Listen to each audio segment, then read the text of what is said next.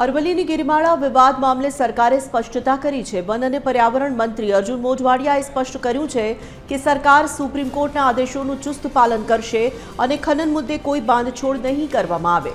પર્યાવરણને સુરક્ષિત રાખવા ગ્રીન વોલ પ્રોજેક્ટ હેઠળ અત્યાર સુધી 86 લાખથી વધુ વૃક્ષોનું વાવેતર પૂર્ણ કરાયું છે।